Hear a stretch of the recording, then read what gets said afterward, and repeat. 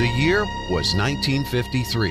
The location was the University of Detroit Fieldhouse, and the event was the first Michigan Hot Rod Association Autorama. The flyer boasted of customs, hot rods, sports cars, special racing equipment displays, and police safety booths and films.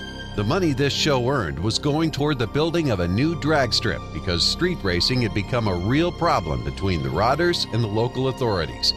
That very first show had about 50 cars on display and around 15,000 people in attendance. But it was just the beginning of a whole new wave of future car shows to come.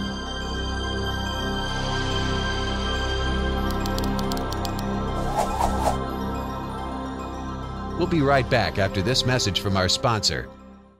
Established in 1937, Eaton Detroit Spring is your source to get the correct leaf and coil springs for your vehicle. We have over 24,000 OEM spring blueprints, and over 166,000 stock spring applications are available. If you have a custom application in mind, let us know and our design staff can accommodate your specific needs. With our 70-plus years of manufacturing experience, we will produce for you the finest springs available.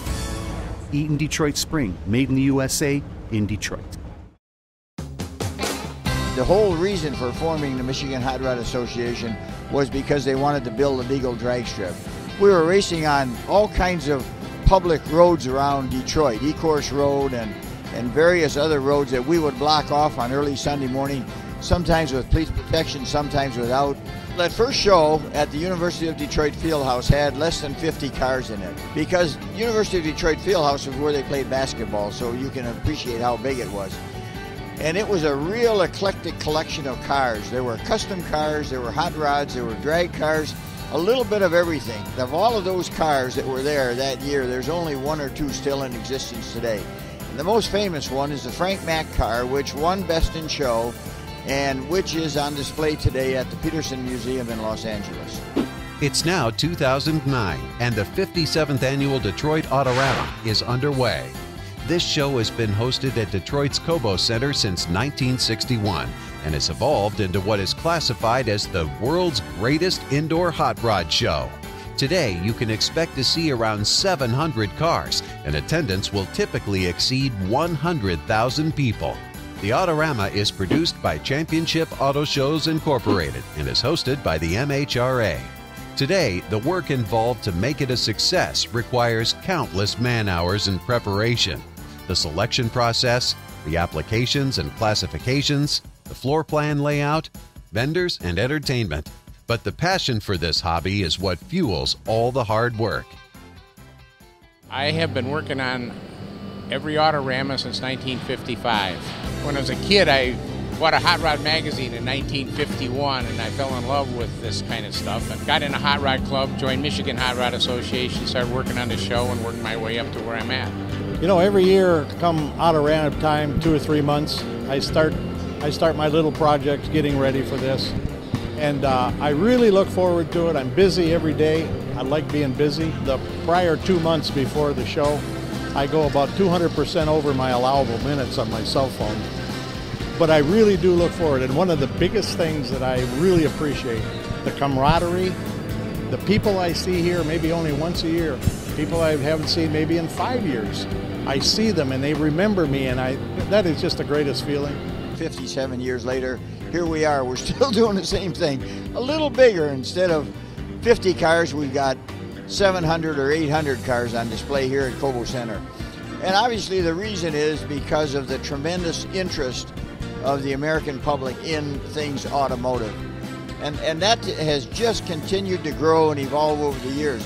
These hot rods, customs, muscle cars, classics, and rat rods are the direct results of late nights in the garage, close friends over to help, tapped budgets, busted knuckles, and the smell of welding flash and trans fluid. This is the true reality of what these backyard wrench heads experience during the building process. And the final weeks of preparation for this show can bring anyone's anxiety levels to a new high. There's been a lot of anxiety in the last couple of weeks, just all the pressure of trying to get it here, the little things going wrong, and all the last minute scrambling, 6 or 8 guys trying to scramble to get all the small things done that have, had gone wrong or broke. Or the last couple of weeks getting this ready for the show was it was remarkable. I mean, it's just what he did. I mean, the boys worked, nonstop. They slept at the body shop. They didn't go home. Actually, the builder of the car, Joe Brown, it was his anniversary yesterday, and he was with the car and not with his wife. Well, the last couple of weeks were pretty hectic. There was a little mechanical glitch actually Monday, and believe it or not, the engine and the transmission came out of this car on Monday, and they called me at 1:23 a.m. on Tuesday. It was back in, and everything was mechanically perfect. And Tuesday, that same day, about 10 hours later, it got loaded in the trailer to come here and compete. Over the course of 57 years and changing times, the passion of these automotive enthusiasts has not wavered. These very talented and skilled people who put countless hours into building these cars is what truly drives and supports this hobby.